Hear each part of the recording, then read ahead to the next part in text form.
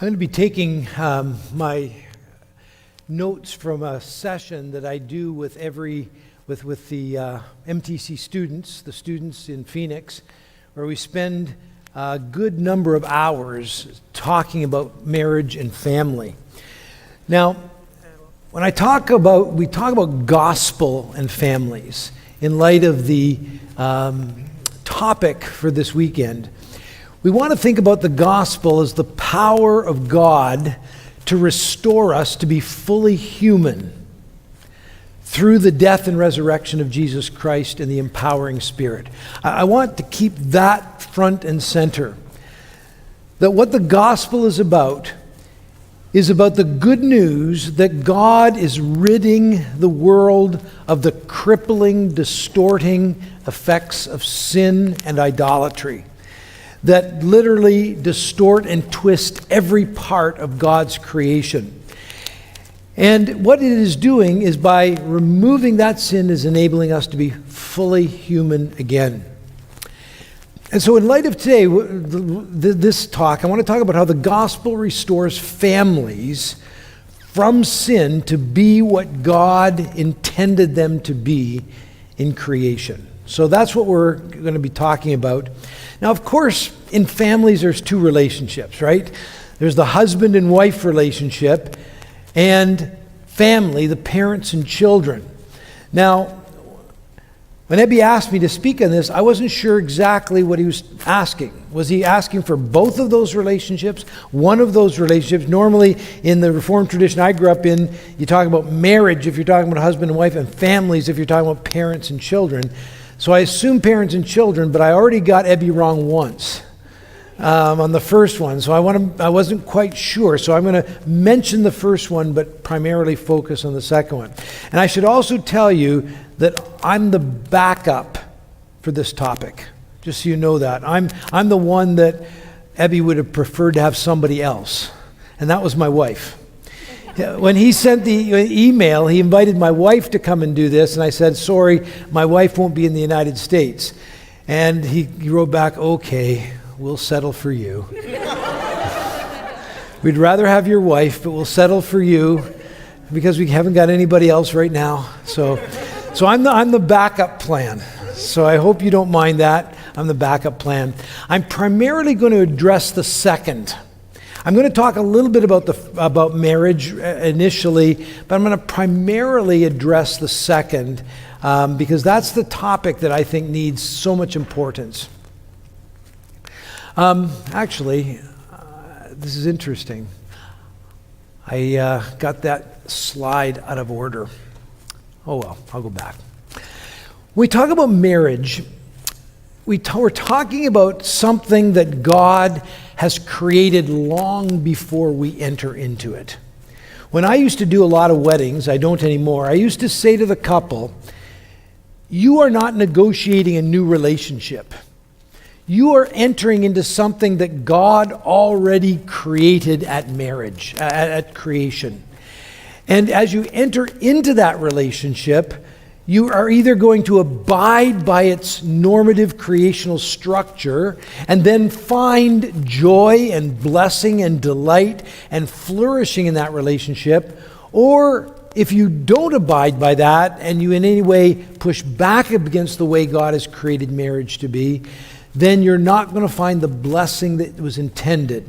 And I think it's really important, especially in the United States, where individualism is so strong, where the assumption is we create these relationships as autonomous individuals, to realize we're not doing that. We're entering into something long ago created, and as we enter into it, God has already structured that relationship. And there's much we could say about that. I'm only going to say a few things. This needs to be emphasized more and more these days, I believe, that this is a one man, one woman, lifelong commitment relationship.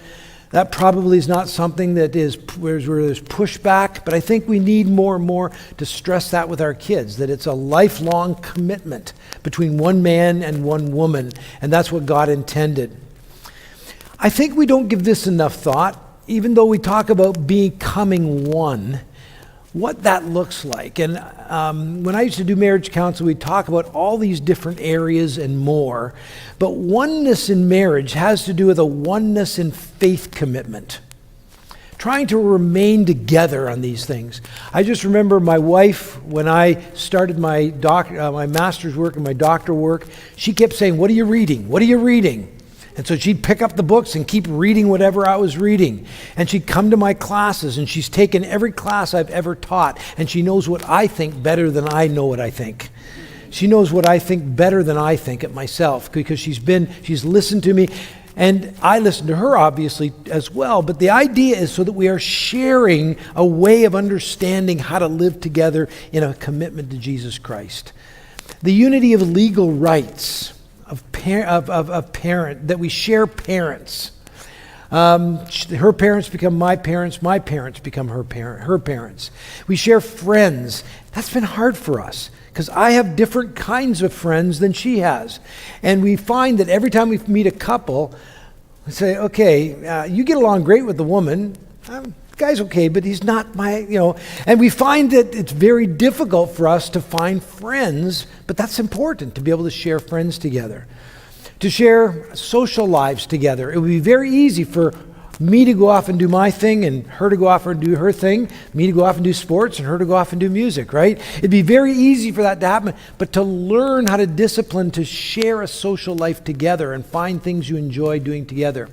I like to tell everybody that I've come farther towards Marnie than she's come towards me, okay? She would agree, I think, because I had to learn to love music and interpret music. So I came home one time after a long drive, and I was listening to classical music, and I was listening to this long classical piece, and I knew it was coming to an end when I came into my driveway. So I just sat there and listening to it to see how this symphony would resolve and how it would end and resolve itself. Listened for 5 minutes, went inside, talked to Marnie. I said, "Marnie," I said, "if there was a hockey game on and it went into overtime, would you watch it?" She goes, "No." And I said, "I just listened to an orchestra piece, and I listened to it right to the end to see how it would end." And I said, "I've come farther in appreciating music than you've come in appreciating sports." And she says, "That's probably true." But I think what we have to do is we have to learn how to appreciate and love what the other one loves. And we both worked hard at that. Marnie knows much more about sports. She didn't even know sports existed when we got married. And I know a lot more about music and drama and art and all those things she loves, much more now. And of course, the oneness in sharing our bodies. That's what we often think about. But the importance, I've often thought about it this way, is that God gives men and women a different way into sexuality. And both of them, if I can put it this way, are gifts to serve the other person. That sexuality is not, first of all, something that where we're trying to get pleasure and the other person's trying to get pleasure, but that we're learning how to use the gift we've been given to serve the others in a bodily sexual relationship. The two things that break down marriage, as you probably know for those of you who do any counseling, are three things: money, communication, and sex. The three things where you find the most breakdowns in marriages. And I often think because of all three, there's selfishness. In other words, the whole of our lives are to become one. But I think the most important thing, that I tell couples when they used to get married is the one thing that is more important than anything else that will be about everything else is the importance of self-giving love. And that sounds so, well, of course, but I become more and more convinced that this is at the very heart of what it means to be human. This is not just a virtue added on, but to be human is to give yourself away in self-giving, sacrificial love in a variety of relationships. Of course, you do it differently in marriage than you do it in a relationship in the church and so on. But that our lives are about the opposite of selfishness, about giving yourself away. Martin Luther used to say that sin is curving in on yourself. All the resources and gifts you've been given, curving in on yourself and becoming selfish. And this is the opposite, he said, of what it meant to be human, which is using everything you have to serve the other and be others-oriented. And of course, in a marriage, I said, you want a good marriage? Then try to outdo each other in serving one another sacrificially. Try to outdo your spouse. Try to serve her or him more than he or she serves you. And I think, when we were married, we were told, your marriage will never last because your personalities are so different. And that was a pretty dumb thing for somebody to tell us. Actually, it was after we were married. I think it was very unwise. But the thing is, we've realized that we are just so different, but that as we've sought to serve one another and develop oneness, it's been a rich thing because we've had to learn to be different. We've had to learn things that we would not learn otherwise. We had to learn, as you learn to serve someone that's so different than you, it starts to challenge you and shape you and form you in so many different ways. And then finally, my mother-in-law was asked at our wedding reception, what is the one piece of advice you'd give your daughter and your new son-in-law? And we had no idea what she'd say. We thought she'd say one thing about love or something. And she said, the most important thing you can learn is 2 little words. And we were wondering, 2, not 3? Not I love you? I thought that's what she did, 2? And she says, I'm sorry. Learning how to say I'm sorry and being quick to forgive. I confess that my wife does that much easier than me. I'm a stubborn, proud mule sometimes, and it's very much more difficult. But I think I've learned that from watching the beautiful way that she's able to do it so much easier. That's all I'm going to say about marriage, because I have a lot to say about family, and I think that probably that's important to do that. We need to attend to the family in the church. We need to attend to the family, period. This is so critical. What I tell pastors is, you can have all the best programs in your church. You can have the best worship, the best preaching, the best teaching, the best everything. But if those kids go home and are spending hours and hours and hours on TV, social media, entertainment, movies, and so forth, that's what's shaping them. It doesn't matter what they're getting at church, that's what's shaping them. And if parents do not take up the task of discipling their kids, then somebody else or something else is going to disciple them. Their teachers at school, their cell phones, their friends, something else is going to disciple them. Somebody's going to form and shape them. And so I think of Deuteronomy 4:9, where he's just finished saying in verses 5 to 8, I'm sending you to live in the midst of the nations. And what you're basically to show them is what it means to be human. And you're to live in the midst, and they're going to look at you and say, what a wise, understanding, loving, just people, the way they live. That's your job, God says, as they're going into the land. And then he says there's 2 things that are going to take you off track from the job that I've given you. Number 1 is idolatry. The idolatry of the Canaanites around about you. The number 2 thing is you're not going to pass along this faith to your children. And your children will fail to follow the Lord and know what the Lord has taught them. And so that was the threat, and it came up over and over again.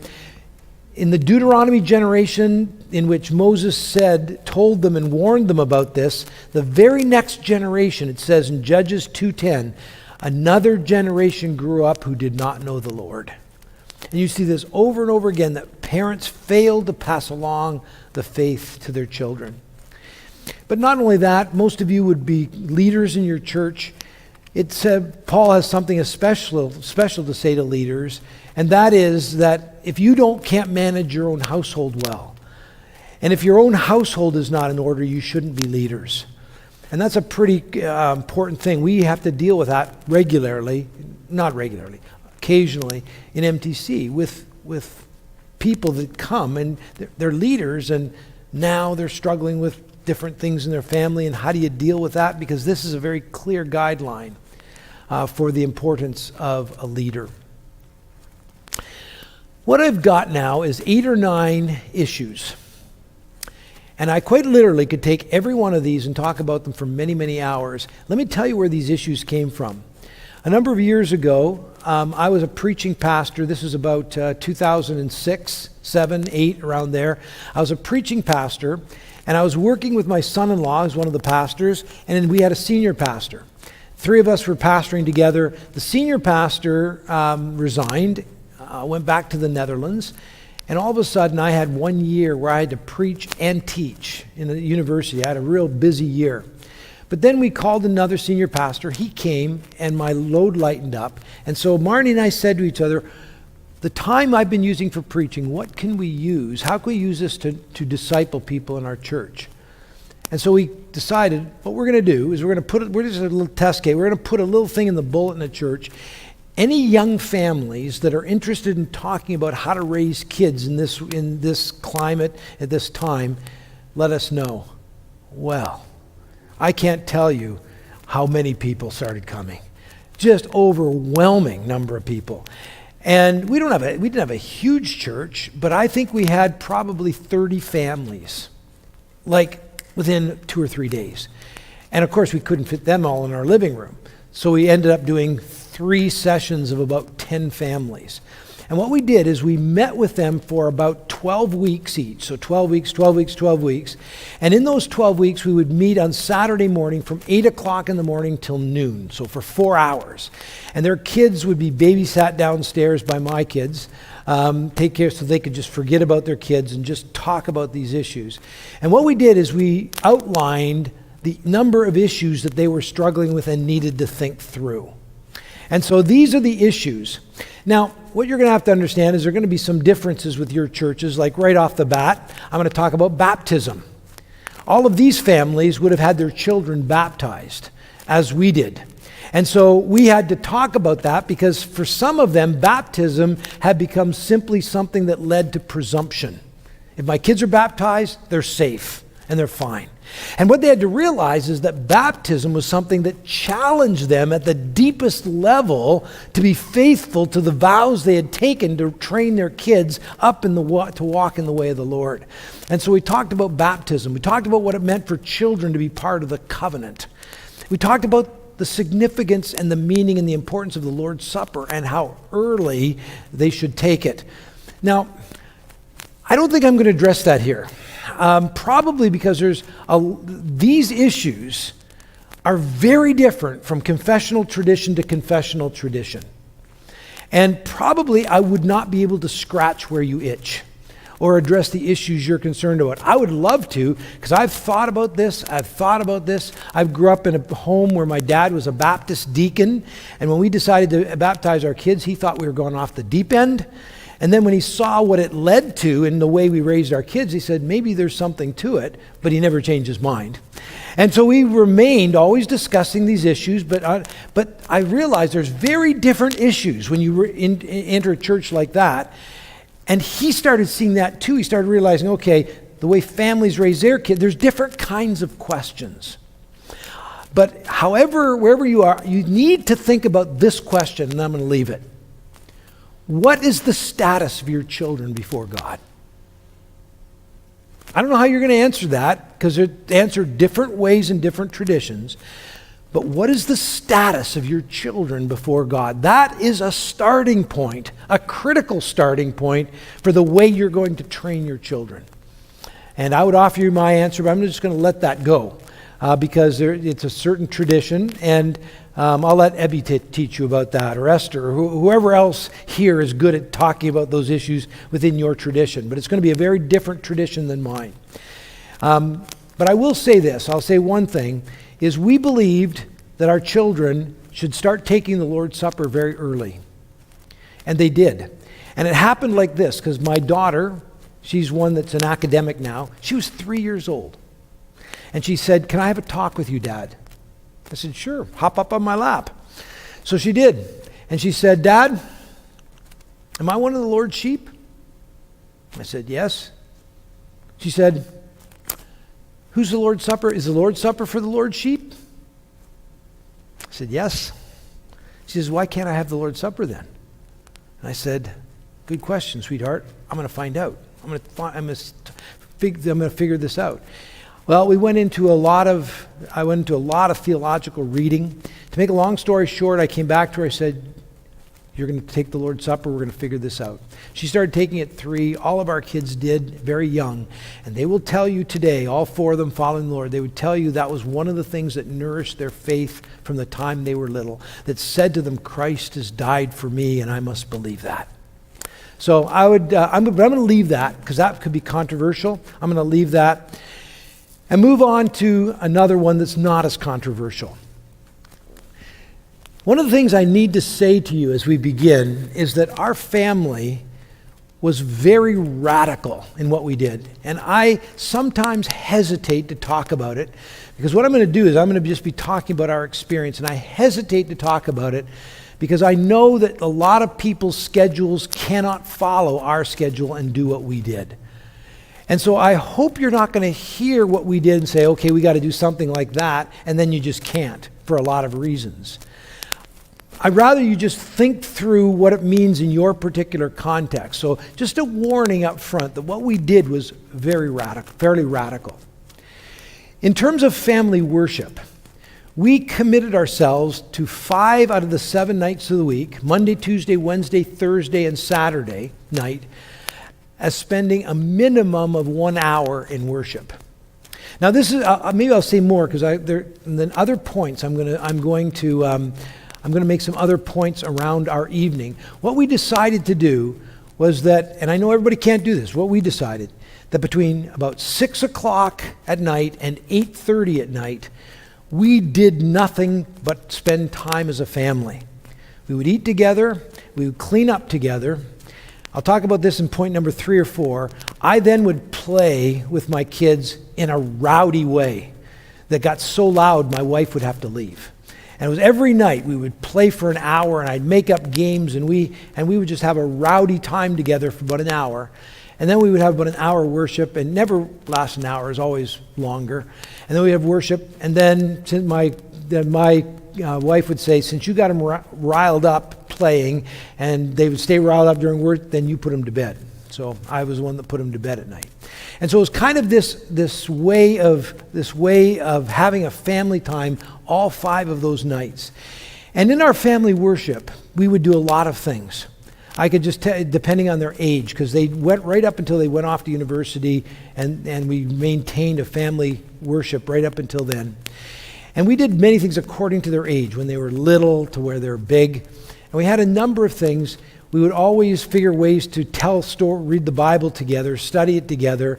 I even told the story of the Bible by making our living room a map, the map of the ancient Near East, and we would walk through the story together. We did a lot of things, getting them their own Bibles, children's Bibles, reading and so forth. But we did a lot of studying Scripture together, a lot of different prayer things. Like one night every week, it would be what we called the prayer of thanksgiving, where for 20 minutes, all you could say is, thank you, Lord, for, fill in the blank, nothing more. And at first, there was a lot of empty space in 20 minutes. By the end, we were learning how to thank the Lord for all kinds of things we didn't even realize we should be thankful for. And it was just a real rich time as it led us into deeper thanksgiving. We had another practice regularly. It was called the Father's Prayer, where our kids loved it, where each of the children would come and sit on my lap. And I would pray for them, and then I would pray always for for whatever they were struggling with at that time. I'd pray that they grew up to love the Lord. Every time I would pray they find a spouse who would love the Lord as much or more than they did. And I would pray for them, and they remember those prayers very clearly. When my daughter got married about 12 years ago, she wrote us a long letter thanking us specifically for those prayers. And she said, the Lord has answered and given me a man who loves the Lord as much as I do or more. And she remembered the exact words I would say. And so we did a lot of different things with prayer time. We'd use Operation World. If you don't know what that word, Evie can help you, or Esther can help you. Operation World, and we pray for many parts of the world. We'd show them on the globe and pray for the church in those parts of the world. We did a lot of different things in our prayer time. We also, in discussing Scripture, ended up discussing so many different issues that would be, of concern for little people or big people, however old they were. And we found that we often at worship, family worship, in studying Scripture, there was a time where we'd have our discussions around a lot of issues. That's why they would go much longer. But the main thing that we really enjoyed together is singing. And that's why my kids became musical. So I take some of the credit. It wasn't just my wife. I made sure we sang every night. And we start at 20 minutes and usually go for a lot longer than 20 minutes. So it was a time that was the favorite time of our family. I know that because our kids were often asked, what is the favorite thing you do as a family? And they said, family worship. That's the favorite time where we would gather together at night. So also the importance of praying with and for your children, teaching them to pray. I found that in the United States, people you want your kids to play basketball. You don't just say, here's a basketball, good luck. You teach them how to dribble, you teach them how to shoot, you teach them how to make moves, and yet we often assume that our children are just going to learn how to read the Bible and pray without any teaching, without any instruction. If children are not if we're not taking the time, and it's going to take discipline, when we set aside 6 to 8:30, here are the things we had to do. We had to turn off our phones. We didn't have cell phones then. We just had regular phones. We just wouldn't answer it. We didn't answer the front door. I was a pastor at the beginning and then as an academic, and I'd always say I will not be available until after 8:30 at night. That's the time. And it kind of became, at first we just said, this is what we're going to do no matter what. And after a while, that 6 to 8:30 period never shifted. It was very easy to keep it. It became so much a part of the rhythms of our family. And again, if you had my 4 kids up here now, they would tell you that was the thing that was most important for them, was the family worship in which they were nourished by singing, studying Scripture together and praying, minimum of an hour each night. And we became creative. I was going to quote this morning the contemporary testimony, Our World Belongs to God. It's a little testimony that came out of our denomination that's poetic, very narrative, very missional. It is an incredible piece. We memorized huge sections of that, and it became very helpful for catechizing our kids because it literally covers the whole story of the Bible in a very, very helpful way with a lot of poetry and doxology. And we'd memorize. We had so much fun doing actions together. But we made that the center of our family life. A third thing is children in worship. Now, I don't know what church you go to and how you deal with children in worship. My wife and I believe that children should be worshiping with God's people as early as possible. So we brought them in about 3, 4 years old and tried to teach them to sit still, and we did different things. My wife had this little phrase, because I was half the time I was preaching and couldn't be in the pew with them. She had this little phrase that became the title of a book much later by somebody. I don't know. It's a great phrase. But she called it parenting in the pew. Parenting in the pew. And she's now doing that with our grandchildren. And she sits next to them, and if they can't read, she'll whisper the words into their ear because they feel kind of big if they can sing it out. They can't read. It looks like I can read here. And we had sermon notebooks from the time the kids were about 3. We still have those sermon notebooks that they kept through their life so that they would, and we just say when they were young and couldn't write, just whatever you hear, draw a picture of it. And what was happening is they were learning how to listen for things. Even at a young age, they were learning that that's what they're for. Okay, and then you write something down, and then we'd talk about in the Sunday afternoon after they would do this. Kids can do much more than you think they can. And I want to say that very strongly. We do not give kids enough credit. Here's what happened once in our church. I'd been a church planter and pastoring, and I had an elder who was about my age, and he said to me, Mike, you're preaching so long, and my kids can't understand it. I said, I bet you they understand more than you think. No, they can't understand it. You're preaching for too long. He didn't say it like that. He was very nice. And so I said, okay, we'll see. So the next week I came with a stack of sermon notebooks and a stack of nice-looking pencils, and I called all the kids up and I told them what we were going to do. All of us were going to take sermon notes, draw pictures if you can't write or whatever. And then what we're going to do is, we used to have Sunday evening service. In the Sunday evening service, I'm going to ask the kids to explain what they learned from the sermon. So I gave it to all the kids, sent them back their thing, did that Sunday evening. His oldest daughter basically gave me the sermon back word for word. And his second daughter, who was a lot younger, had all kinds of insights into the sermon. And I looked over him and he goes, and he kind of, he had not given his own daughters enough credit.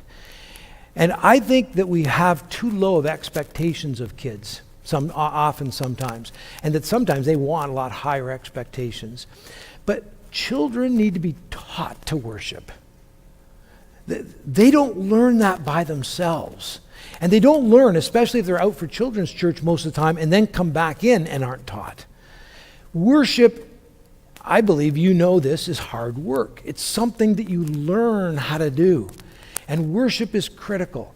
And so teaching our kids how to worship and teaching them how to listen, how to sing. Marnie would sit next to them and she would say, okay, I want to hear just say yes or amen or something like, I think she said yes. If you hear the pastor say something when he's praying that you agree with. In other words, get him listening to the prayer so you're praying along with them. In other words, trying to foster an intentionality in worship with kids, I think is a very critical thing. A fourth thing, I kind of brought a number of these things together because those families that we were working with brought all these together in our discussion. But I'm going to talk about discipline next, but I'm convinced that discipline can only be done if your children know not only that you love them, but you like them. Not only that you love them, but you like them. You like being with them. You like spending time with them and you enjoy their company. And I think play is a very, very important part of being parents. So I told you our tradition, spending an hour just making up games. And I think it's funny today that my grandchildren come up to me and they say, Granddad, can you play, and they'll name a game. And I say, how do you know about that game? They said, oh, my mommy told me about it. Used to play it with them. And I said, yeah, but I made that's a stupid game, and I made it up on the spot. And now it's sort of passed down through how many years? Well, 40 years of tradition, these games passed on, that I would just make up on the spot as we were running around. And again, I found those times for me enriching. And it kept my hair from growing gray too quickly because it enabled me to enjoy being a kid again and running around with my kids and playing with them, making up games, being physical with them, making a lot of noise, and just enjoying being with them. And I just, I look back and think, boy, sometimes as I look back on my own parenting, I think sometimes I did things that were wiser than I was. I don't think I was often wise, but I look back and say, boy, I didn't realize how important that was at the time. But now as I look back on it, that's what was enabled me to be able to befriend my children by playing games at their level that they liked. Also, as we got older, we found that my wife would say that when they were younger, she just couldn't take the noise of the loud noise of the play, so she would get out of the living room. But she says as the kids got older, she enjoyed more and more in spending those times as times of just talking to our kids about their day. And just spending quality time in various ways with our kids and sort of keeping the tradition, but turning it in from rowdy playing time with kids to, as the kids got older, doing things that they wanted to do and talking with them about things they wanted to talk about. And the importance of that quality time. One of the things that I believe we failed at miserably, so I'll tell you those stories too, is what I'll call family traditions. I used to hate Christmas. because I thought that the way it was practiced in most churches was so unbiblical. We were singing so much heresy in the Christian carols that we were singing. It was so overcome by consumerism. And I used to get very grumpy at Christmas because I also had more students than anybody in the university, and I had to mark all their papers. And I would just get grumpy, and Christmas was a terrible time. And often in the summer, all kinds of things. We kept our daily and weekly rhythms, but we found it hard to get away for vacations and things like that. And as I look back, we failed to build annual family traditions that many families have done well, that I think are critical. And my kids have kind of learned from our failure, and they're doing various kinds of ways, and they kind of agree with me about Christmas, but they're countering that with all kinds of new practices and practicing Advent and moving up to Christmas. They're also, one of the favorite times of the year for our family now is Easter Monday, where they have other families come, but all our kids come, and they go from morning to evening celebrating Easter. And it happened because one of my grandsons said to my son-in-law, who's a pastor, he said to him, he says, when he said, Easter's the most important time of the Christian year. And he's shocked. He says, no, it's not. Christmas is. He says, well, why do you think that? He says, because we do all this celebrating at Christmas and we don't celebrate Easter at all. And so that really shocked my son-in-law. I said, oh boy. And so what they did is they made Easter Monday a big celebration where they literally would come early in the morning and stay till evening, taking the kids home. And they do so many things. I'd like to tell you through it. It's the time that I miss when I'm in Phoenix, I miss the most. And sometimes we'll zoom in and spend hours on Zoom in what they're doing. But they over a period of time tell the Easter story in fun ways. They even got a rap going on.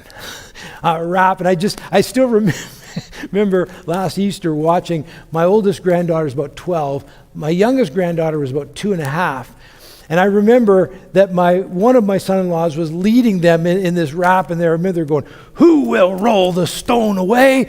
And I'm watching my oldest granddaughter going right along with it, and then my little one she didn't know exactly what she was doing, and she was trying to repeat this. And as we watched it just was warming our hearts as she was trying to get into this story, watching her big cousin. And I think it's these kinds of family traditions are never going to be forgotten. So what they would do is after that, they would go have I won't go through all the things, but they would spend a whole day of doing things together, celebrating the resurrection, constantly coming back to it in a variety of ways. Because Jesus is risen from the dead, a new world has begun. A new creation has begun, and it will fill the earth someday, so let's celebrate the resurrection.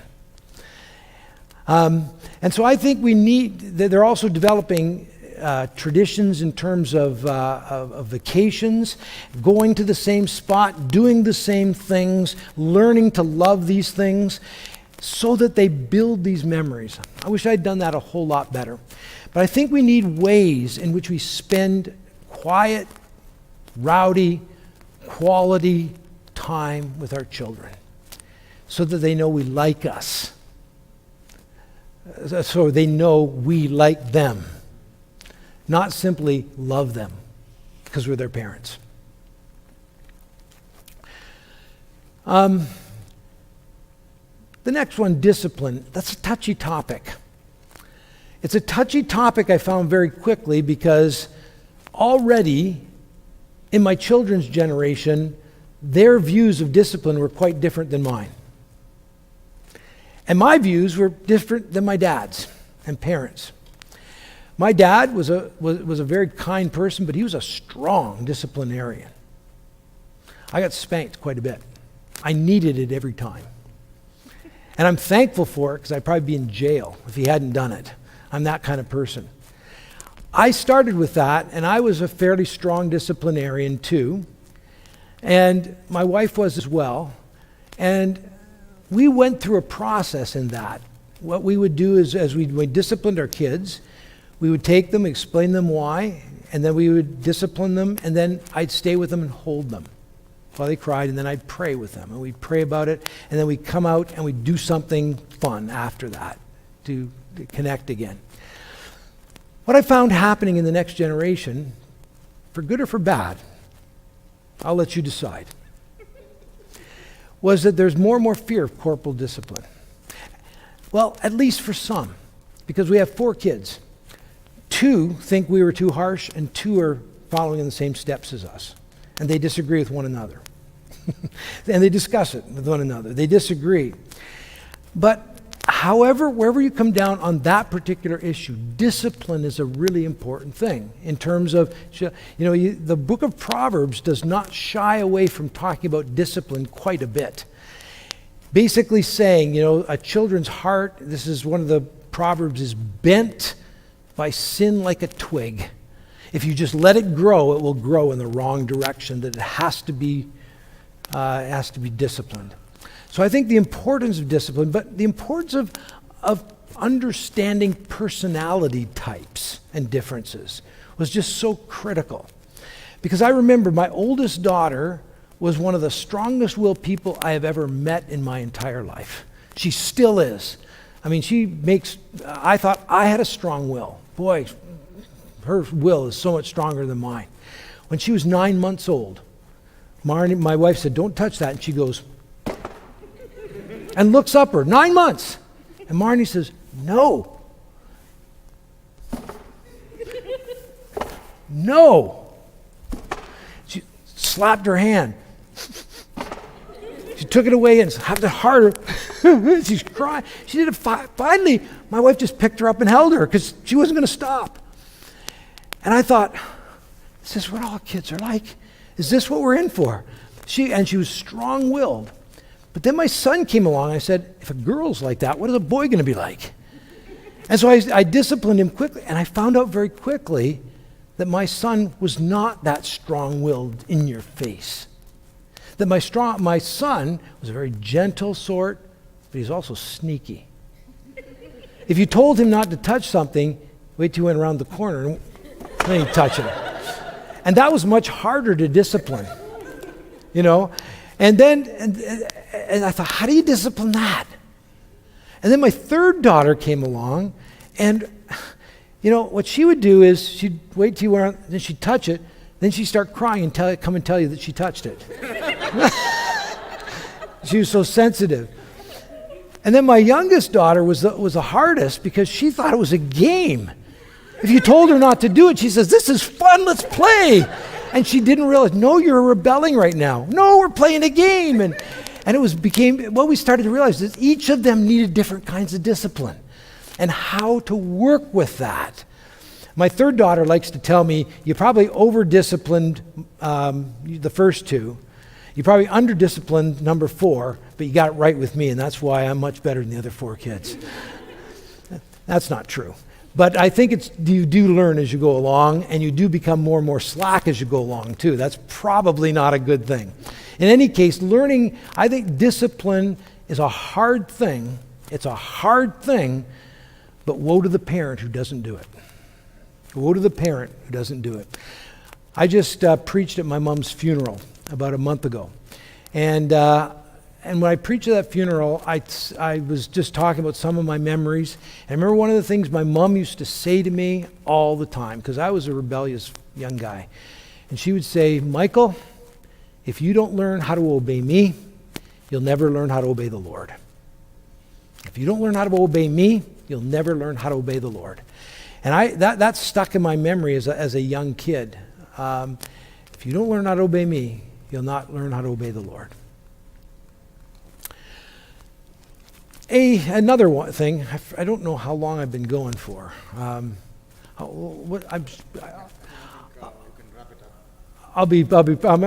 not go as long on the rest of them. I'm coming near the end. Okay. The importance of instilling compassion and respect. This is one of the things where, that I will always celebrate about my wife, that I just love about her. As I grew up, I was usually the strong one on the playground, not the one that got picked on. I was the one that picked on people. I was the one that was I was the captain that chose others. So I didn't understand the little person, to use that language. My wife did. She was the one that got picked last. She was the one that was always struggling. And she learned what it was like to feel the cruelty of kids. And so for her, what she was going to build into my kids was learning how to both have compassion for other little children, especially the ones that are hurting, as well as respect for authority. And she grilled that into them. She would talk to them she'd say, okay, who are the kids in your circle who the other kids don't like? Tell me about them. So they would talk about them. And why don't they like them? And how do you think you can help them and stand with them? How do you think you could stand with them so that then maybe others would come and be their friend as well? And this was a constant theme, literally a weekly theme for my wife. And I remember, I'm going to talk about education in a moment. We home educated our kids, but our kids were in school for about 2 years, our oldest 2. And when my son was in school, he was in grade 3, and these boys had this little girl cornered, just typical of a playground, and they were pelting her with these crab apples. And then my son went and stood in front and said, hey guys, you're supposed to take care of girls, not hurt them. Now, what he didn't realize, he thought he could reason with grade 3 boys. That was his first mistake. Because then they started saying, oh, this is so typical. Oh, she's your girlfriend. As if that's that's the worst insult you can say for a grade 3 boy. And my son, thinking he could reason, no, she's not. I'm just trying to tell you this is not how, and starts pelting him as well. And we heard the story from his teacher. And we asked, and she said, how did he learn that? And I said, let me tell you what my wife has done. This is a long process of sensitizing our kids to the little person in the playground, the little person in the circles. Bullying is a horrific thing for those who go through it. And a lot of bullying is not so upfront that you see it easily. It's often very subtle. The kinds of things that happen, and the kind of kids, the marginalized kids, what they're often suffering when they're living together with their peers. Educational options. I'd like to talk a long time about this. There's 3 options you've got as parents. Either you home educate them, you send them to a Christian school, or you send them to a public school. And after teaching for 25 or 30 years in the university and having all of these kinds of kids come in to my classroom, I'm convinced that all of them have big weaknesses and big strengths. And I think the biggest thing we need to say is know what the strengths of each of those options are and know where the weaknesses are, because your kids are going to spend more time with their teacher likely than with you. So asking questions about what is the best option. We decided to do home education, and it was painful. To do that well is painful. Just to do schooling at home is not. That's easy. But to do home education where you take seriously bringing the gospel to bear on all the subjects, and you're really trying to form the kids in ways. It took my wife would be up sometimes to 1 a.m, and she'd come to bed and she'd just almost be overwhelmed. I cannot figure out how to bring the light of the gospel to bear on this subject. I just don't know. I don't know what to say tomorrow. And also there was a financial price to be paid, because of the amount of time that she was going to have to give to home educating. It cost us, but I'm telling you, it was important. But the other thing that's very difficult about home education is that often they become little families become ghettos. And that can be very dangerous. We've seen a lot of that in fundamentalist home education circles, especially in the United States. And we just kind of got scared of that when we started speaking at some of these conferences and seeing this. We said, that's not what we saw as healthy home education. So there's real dangers, and we recognize those dangers. But there's dangers to Christian school, and there's dangers, obviously, to public schools. What we need to know is just the whole public school as it was formed in the 19th century, especially by John Dewey, had a very religious and confessional kind of direction. He says, this is my worldview, and this is what education is going to do to instill that worldview in children. And in the 18th century Enlightenment, they were arguing for having public education because we got to get them out of the church and out of the home where they're being given the Christian faith so that we can train them in this humanist worldview so we can build a better society through science and technology. It was very explicit in the Enlightenment. And I'm convinced that we're often not aware of that, and we're fooled by what Leslie Newbigin called the myth of neutrality, thinking that all these subjects are just neutral in what's being taught. They're not. And we need to know how to disciple our kids through that. The last two are the biggest two, but I'm going to stop. I'm glad I'm going to stop because I don't even want to deal with these last two. Is helping our kids know their culture. Getting them thinking very early about the idolatrous foundations of their culture, getting them critiquing that.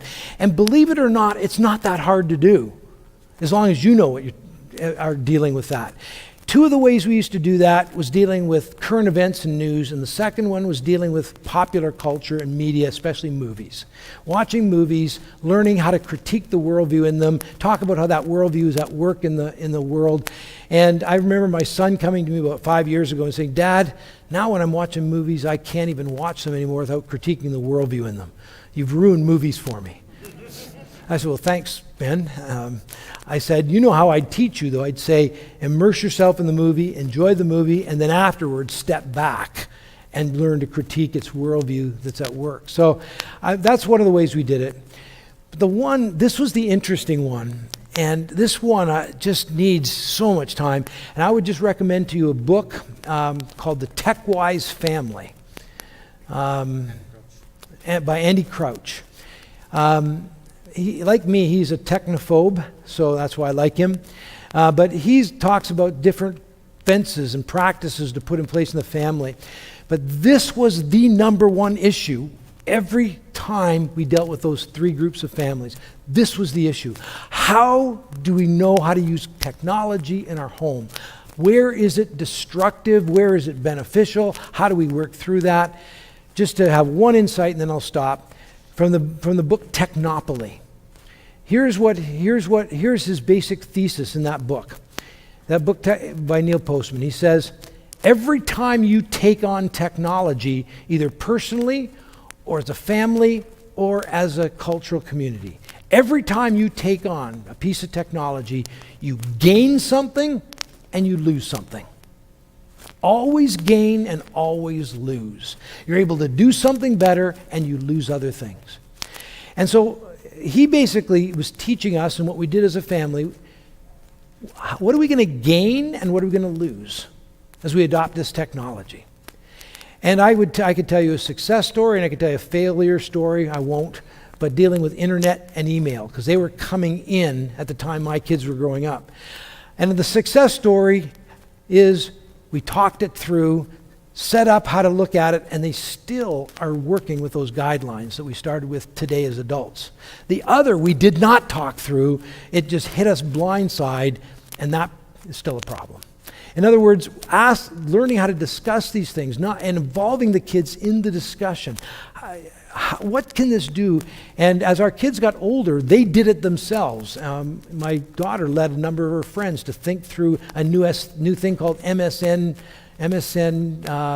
chat or something. I don't even know what it is. But this was way back in the 80s, or no, 90s. And as it came in, they said, okay, parents, you're not going to participate. We're going to talk about what this helps us do well and what this takes away from us. And how can we use this well and not use it badly? And they concluded MSN is great for quickly sending out information to a lot of people and really bad for building relationships.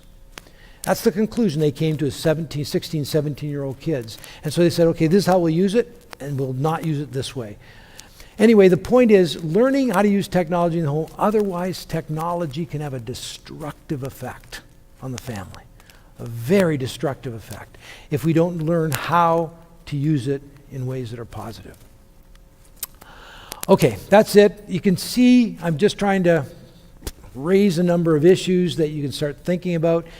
Every one of them, we always felt after talking about it for 4 hours on a Saturday, actually technology talked about it 12 hours on 3 Saturdays, we felt like we were just scratching the surface and talking about it. But I'd encourage you to find the others that want to be intentional about their parenting, friends, those in your church, family members, and getting together and wrestling with these issues, maybe reading certain books, wrestling with these issues.